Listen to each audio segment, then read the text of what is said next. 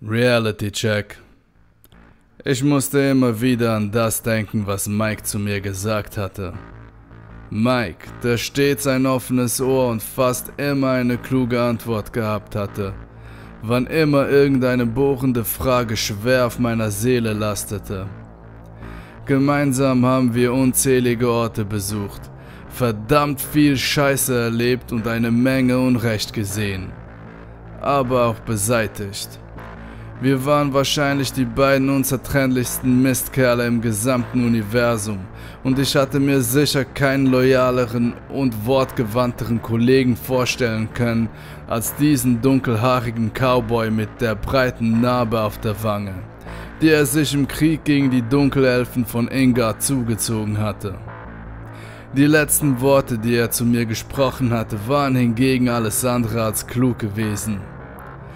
Die Gurken haben Vielfalt im Regentanz. Hey Johnny, lass uns etwas auseinanderfalten. So oder so ähnlich mochten sie gelautet haben. Mikes Worte gaben mir Rätsel auf. Aber fast noch mehr beschäftigte mich Katja. Die fast, aber nicht zu perfekten Proportionen ihres Körpers, der sanfte, aufregende Schwung ihrer Lippen, die mich so oft und so leidenschaftlich geküsst hatten. Ihr Humor, der genau auf meiner Wellenlänge lag. Unser Liebesspiel, bei dem die Fantasie ohne Grenzen und der Reiz endlos gewesen war. Unsere langen Gespräche, in denen sie die Tiefen meines Unterbewusstseins und die Höhen meines Geistes ausgelotet und mich oft dazu gebracht hatte zu lachen, zu schreien, zu weinen oder vor Freude wie ein Wahnsinniger zu grinsen. So war es mit praktisch allem gewesen, was sie getan hatte. Nur allzu gerne denke ich deshalb an unser erstes Kennenlernen zurück. An jenem Abend am Ufer des verbotenen Sees unter dem vieläugigen Funkeln eines mit Sternen gespickten, mondlosen Himmels, als wir als unreife, gerade erst volljährige Teenager unsere Gefühle füreinander entdeckt hatten. Oder an unser erstes Kennenlernen in dieser Bar, wo ich, der smarte, einsilbige Ermittler, herauszufinden versucht hatte, was sie über den Waffenschmugglerring wusste, der in der Stadt sein Unwesen trieb. Und natürlich an unser erstes Kennenlernen auf jenem Raumschiff, auf dem wir als Teil einer internationalen Crew die Geheimnisse eines noch unerforschten, aber möglicherweise bewohnten fremden Planeten ergründen wollten und dabei festgestellt hatten, dass das größte Abenteuer nicht dort draußen in der funkelnden Nebeln weit entfernter Galaxien verborgen lag, sondern allein im Inneren unserer Herzen. Verdammt, ich weiß, wie kitschig das alles klingt, aber es ist einem nun einmal scheißegal, wie gut oder schlecht sich etwas anhört, wenn es sich so unfassbar geil anfühlte. So vollständig, so bedeutsam. Ja, ich dachte gerne an die beiden zurück und an meine unzähligen anderen Freunde, Bekannten, Kollegen und Kampfgefährten. Mehr noch, als ich es je zuvor getan hatte. Denn sie alle waren nun verschwunden und es gab nichts, was einer Sache so viel Bedeutung verlieh wie ihr Verlust. Während ich auf meinem perfekt an meine Körperform angepassten Bett lag und ungläubig auf die schmucklosen grauen Betonwände meiner winzigen Wohnung starrte, fragte ich mich zum ersten Mal seit langem, wie viel Zeit eigentlich vergangen war. Wochen, Monate, Jahre, Jahrzehnte womöglich? Ich blickte forschend auf meine noch immer jugendlich aussehenden Hände, bis ich mich wieder daran erinnerte, dass sie mir keinen Anhaltspunkt für mein Alter würden geben können. Das Altern war schon vor Jahren besiegt worden. Hier in jener fremden Welt, in die ich zwar irgendwann hineingeboren worden war, der ich inzwischen aber nur noch wenig abgewinnen konnte. Als ich mich an Dreamland angekoppelt hatte, war ich 21 gewesen. Und ich war es nach wie vor, da die Wissenschaftler irgendwas mit meinen Genen angestellt hatten. Was genau, dafür hatte ich mich nie interessiert. Alles, was mich interessiert hatte, war das Ergebnis. Unglaublich, wie schlecht die Auflösung war. So musste es sich anfühlen, plötzlich in ein miserabel gezeichnetes Comicheft gesaugt zu werden. War das schon immer so gewesen oder lag es nur daran, dass ich nun plötzlich wieder auf meine Augen angewiesen war? War mein Hirn es schlicht nicht mehr gewohnt, mit diesen seltsamen organischen Kugeln zu kommunizieren? Natürlich könnten auch meine Augen selbst Schaden genommen haben. Jedoch wollte mir meine langsam zurückkehrende Erinnerung erzählen, dass das nicht möglich war. Theresa verhinderte das. Ohne die Speicherextension in meinem Kopf hätte ich mich wahrscheinlich kaum noch an diesen Fakt erinnert. So aber wusste ich genau, dass die Gegner des globalen VR-Programms stets die Frage gestellt hatten, was passieren würde, wenn einmal jemand nach vielen Jahren aus dieser perfekten Illusion aufwachen würde. Sie hatten Horrorvisionen von degenerierten, abgemagerten Fracks gezeichnet, die desorientiert und sabbernd in ihrer eigenen Scheiße liegen und es aufgrund ihrer atrophischen Muskeln nicht mal mehr fertig bringen würden, ihren kleinen Zeh zu bewegen. Theresa war die ultimative Antwort auf diese Panikmache gewesen. Sie versorgte uns Virtunauten über eine winzige Magensonde mit dem richtigen Maß an Vitamin, Protein, Fetten, Kohlenhydraten, Flüssigkeiten, Mineralstoffen und lieferte uns dazu stets die Aromen, die zu unserer aktuellen Illusion passten. Wer in Dreamland in eine Banane biss, der schmeckte sie auch. Zudem sorgte sie durch feine elektrische Impulse dafür, dass unsere Muskeln stets beweglich blieben und gab uns für jede sich ankündigende Krankheit sofort das passende Medikament. Bis vor kurzem hatten sie das auch bei mir getan. Nun jedoch waren ihre vielen Sonden, Schläuche und sonstigen Helfer in der Wand verschwunden und würden mir nicht mehr von Nutzen sein. Was könnte der Grund dafür sein? Eine Fehlfunktion konnte man praktisch ausschließen. Sowohl Dreamland als auch Theresa waren perfekt. Mehrfach in Langzeitstudien getestet, mit verschiedenen Backups und Sicherungssystemen ausgestattet und praktisch fehlerfrei. Blieb eigentlich nur noch eine Störung in der Stromversorgung. Das unverständliche Gebrabbel, welches Mike von sich gegeben hatte, kurz bevor er vor meinen Augen verblasst war, deutete ebenfalls darauf hin. Doch welche Energiequelle hatte mein Haus noch gleich angetrieben? War mein Dreamland-Zugang noch eines von den alten solarbetriebenen Modellen gewesen oder funktionierte er bereits mit Fusionsenergie? Eigentlich hätte ich das wissen sollen, aber nun ja. Gelegentlich hatte es einige Anfragen in der virtuellen Realität gegeben, die mich vor zu geringen Speicherkapazitäten gewarnt hatten. Ein Phänomen, das nicht ungewöhnlich war, wenn man seine kümmerlichen Ersparnisse komplett für den Zugang zu Dreamworld ausgegeben hatte und kaum noch Geld für genügend Speicherextensions übrig hatte. Aber mal ehrlich, wen interessieren schon ein paar überschriebene Erinnerungen aus der Kohlenstoffwelt, wenn man gerade vorhat, einen interdimensionalen Krieg gegen eine Millionengottheit in 8 verschiedenen Parallelwelten zu führen, bei dem man O-Klasse-Sterne als Munition verwendete, hä? Tja, zugegeben, nun hätte ich diese Erinnerungen wirklich gebrauchen können, aber leider gab es keinen Weg, sie zurückzuerlangen. Diese Stille war inzwischen unerträglich geworden. Eigentlich sollte man meinen, dass mein Hirn nach diesem Dauerfeuer von Ereignissen eine Pause begrüßen würde. Aber stattdessen fühlte ich mich einfach nur miserabel, grauenvoll, vollkommen leer. Alles in mir schrie danach, mich wieder an Dreamland anzuschließen. Aber ich hatte keine Ahnung wie. Ich hatte Imperien gestürzt und errichtet, Konflikte beendet, unzählige von menschlichen und nichtmenschlichen Frauen, Männern und andersgeschlechtlichen in schreiende Ekstase versetzt, sowie Konzerte vor Millionen von Zuschauern gegeben. Und doch hatte ich nie gelernt, wie man ein verficktes VR-System reparierte. Andererseits hätte ich das wohl auch nicht einfach so lernen können. Zuletzt waren die Systeme dank Machine Learning so komplex geworden, dass nur noch die brillantesten Ingenieure einigermaßen nachvollziehen konnten, wie sie funktionierten. Und das auch nur, wenn sie ihren Kopf mit genügend Extensions und Wissensmodulen ausstatteten. Einfache, rein mechanische Defekte konnten mit solchen externen Hilfen auch Otto-Normalverbraucher reparieren. Aber das war zumeist nicht nötig, da sich die Dinger für gewöhnlich selbst instand setzten. Das ging jedoch natürlich nur, solange sie noch mit Strom versorgt wurden. Und das war hier ganz offenbar nicht mehr der Fall. Klar, die Deckenlampen funktionierten nach wie vor, aber die brauchten auch praktisch keine Energie, da sie mit Batterien ausgestattet worden waren, deren Ladung sie für mindestens 20.000 Jahre mit Strom versorgten. Außerdem verfügten sie über eine sehr effektive Notstromversorgung.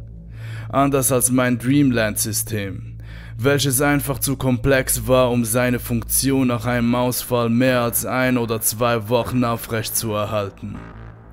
Zumindest wenn man nicht die Premium-Variante gewählt hatte. Doch was sollte ich jetzt tun, wenn ich hier einfach nur rumsaß und hoffte, dass sich die Störung von selbst erledigte, würde ich sicherlich verhungern. Ich verspürte bereits jetzt ziemlich großen Hunger, was darauf hindeutete, dass Theresa schon länger auf Sparflamme gelaufen war und nicht mehr alle lebenserhaltenden Maßnahmen gewissenhaft durchgeführt hatte. Auch meine Beine fühlten sich etwas wackelig an. Nicht dramatisch, aber eigentlich hätte ich in Topform sein sollen. Verdammt, ich musste etwas zu essen finden und auch Flüssigkeit, selbst wenn ich aktuell noch keinen Durst verspürte. Aber wo? Mike hatte die Antwort auf diese Frage ganz sicher gewusst. Mike hatte immer gewusst, wo man Nahrung, Knarren und Sex fand. Er hatte das einfach im Blut. Nur leider war Mike jetzt nicht hier. Ich dachte scharf nach und kramte einige weitere Erinnerungsbruchstücke aus meinen halb überschriebenen Extensions und meinem unzuverlässigen Biospeicher. Irgendwo musste ich noch einen von diesen alten 3D-Nahrungsdruckern haben. Minderwertiger Scheiß mit billigen Aromen, aber dennoch besser als nichts. Wenn ich mich recht erinnerte, sollte der auf Batterie laufen. Doch wo war das Ding?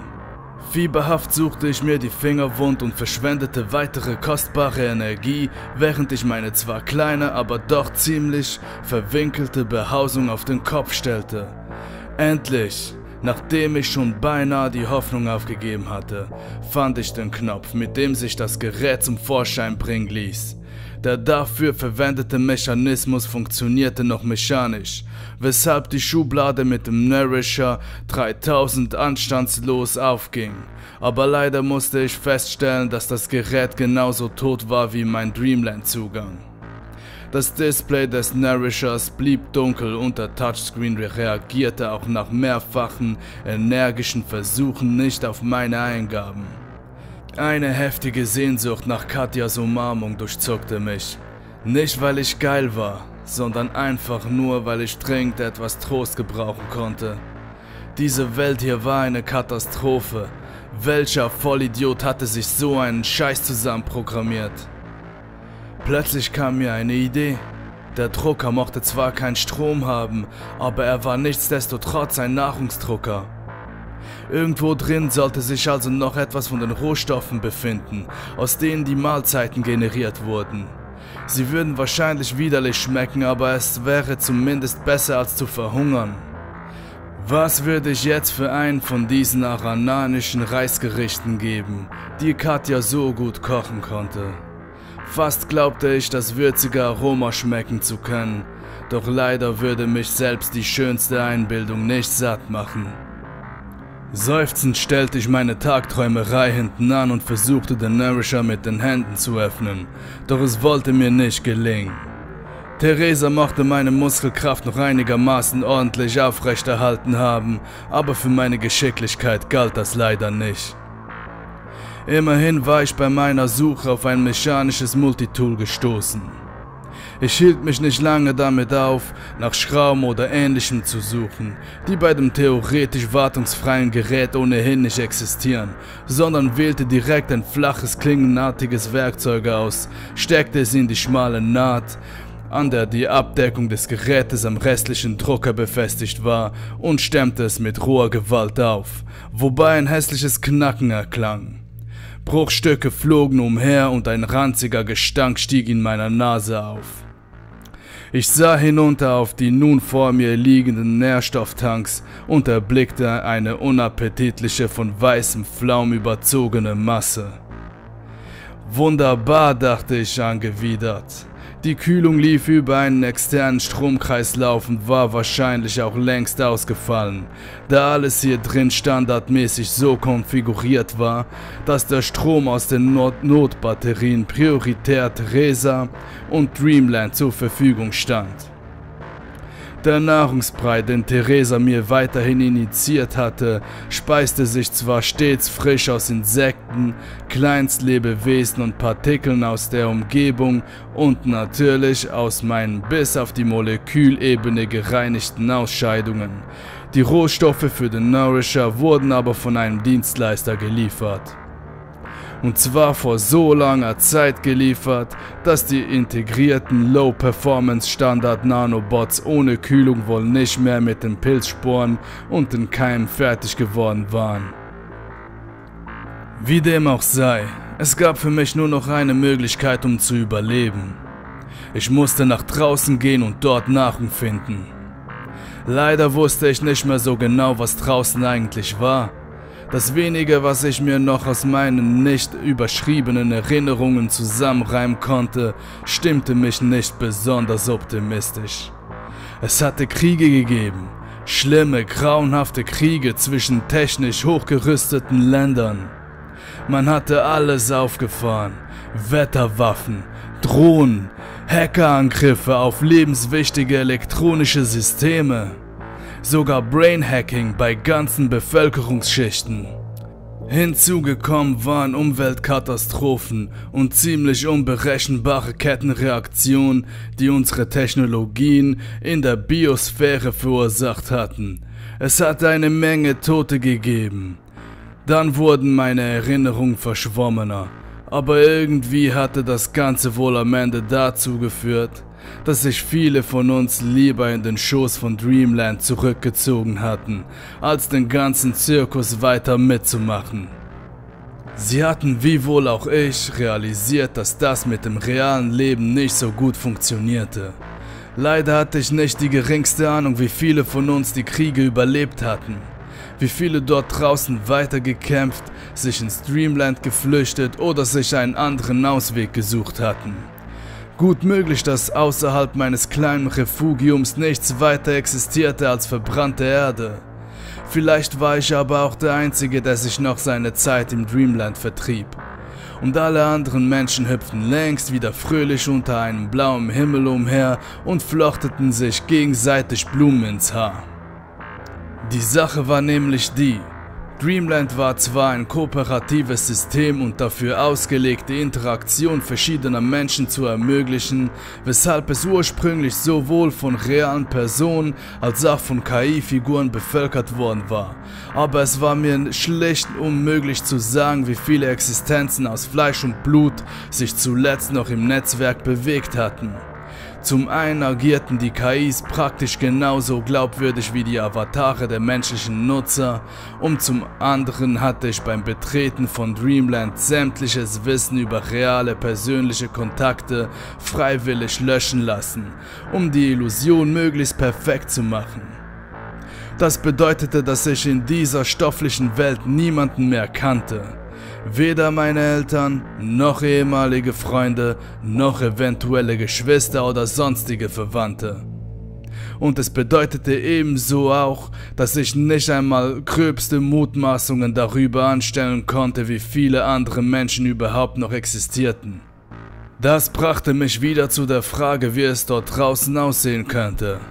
Sollte sich dort alles in eine lebensfeindliche Hölle verwandelt haben, könnte mein erster Schritt vor die silberne Stahltür, die den Eingang zu meinem Haus bildete, gleichzeitig mein letzter sein. Zugegeben, mein Haus stand nach wie vor und ich atmete noch. Daraus konnte man vielleicht schließen, dass es schon nicht so schlimm sein konnte. Doch so einfach war das nicht. Mein Haus war wie ein Bunker gebaut und Theresas Filter und Reinigungsprogramme waren so effektiv, dass sie selbst inmitten einer atomaren Apokalypse noch in der Lage waren, ein behagliches Heim zu schaffen.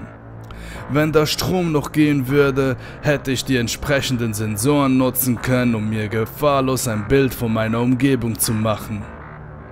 So aber blieb mir keine Wahl. Ich musste die Sicherheit meiner Wohnung verlassen oder hier drin verrecken. Wenn ich Glück hatte, konnte ich Theresa vielleicht doch reparieren oder zumindest jemanden finden, der mir dabei half.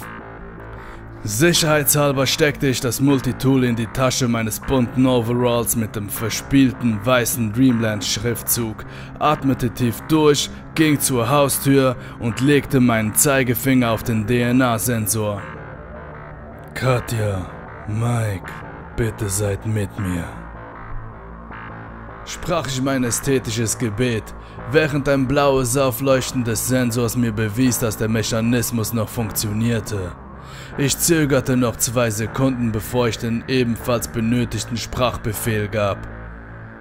Öffnen, sagte ich schlicht und die Tür setzte sich ruckelnd in Bewegung.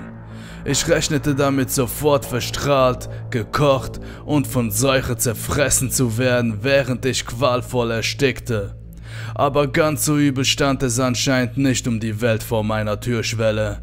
Auch wenn ich mir hinsichtlich der Radioaktivität ohne Geigezähler nicht sicher sein konnte.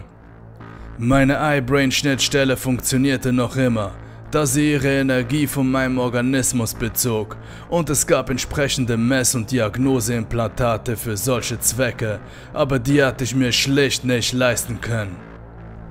Die Welt, die ich jetzt vor mir sah, während heiße, trockene Luft in mein Refugium wehte, mochte vielleicht nicht so lebensfeindlich sein wie befürchtet.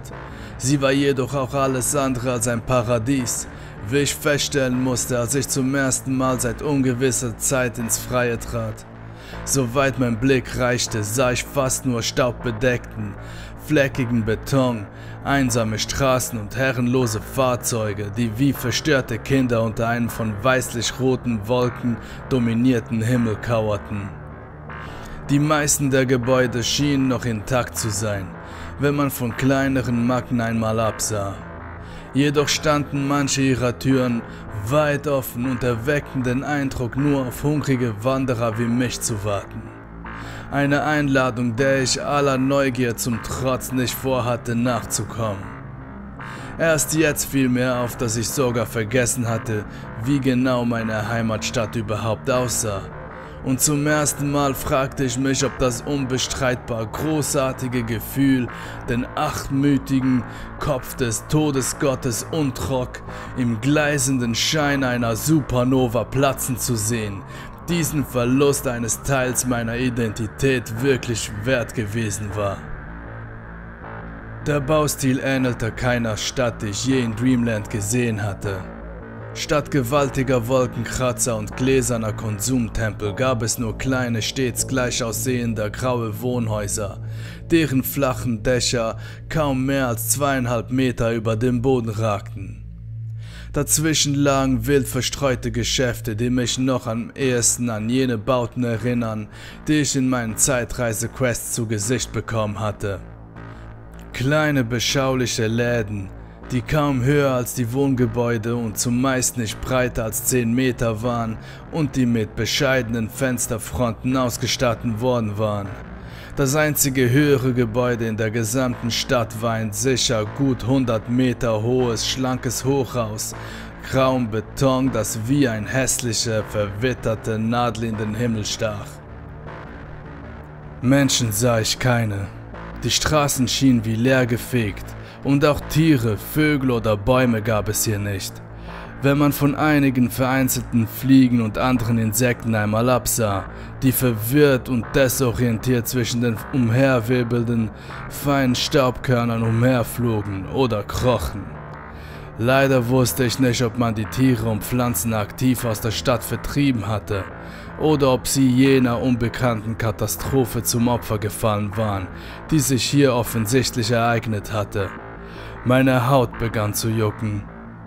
War das lediglich der Schweiß, den die ungewohnt heiße Luft aus meinen Poren trieb, oder waren das schon die ersten Effekte der Strahlenkrankheit?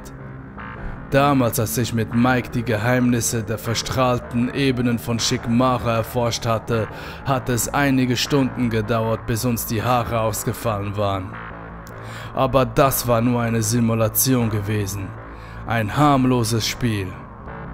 Abgesehen davon, dass der endgültige Tod dort ausgeschlossen gewesen war, hatte ich keinen Grund anzunehmen, dass die Strahlung in der stofflichen Welt die gleiche Wirkung haben würde. Und selbst wenn sie damals korrekt simuliert worden war, konnten hier andere unsichtbare Bedrohungen auf mich warten. Da ich nicht wusste, wie viel Zeit ich in Dreamland verbracht hatte, wusste ich auch nicht, wie viel Zeit diese Irren da draußen gehabt hatten, um sich immer perfidere Mordwaffen auszudenken. Aber Grübeln brachte mir nichts. Ich musste herausfinden, in welchem Zustand sich die Stromversorgung befand. Meine technischen Kenntnisse mochten gegen Null tendieren, aber wenn ich Glück hatte, war der Defekt so banal und offensichtlich, dass sogar ich damit fertig werden würde. Die Wände meines Hauses waren zwar glatt und boten kaum Halt für Füße oder Hände, aber da es so niedrig war wie alle anderen Häuser in der Stadt und da dieser ungewohnte Körper recht groß und trotz der leichten Unterversorgung noch einigermaßen kräftig war, gelang es mir, mich am Rand hochzuziehen und das Dach zu erreichen. Falls ich eine Therese auf Basis von Solarenergie besaß, sollte sich die Anlage eigentlich dort befinden, wenn mich meine Erinnerung nicht täuschte.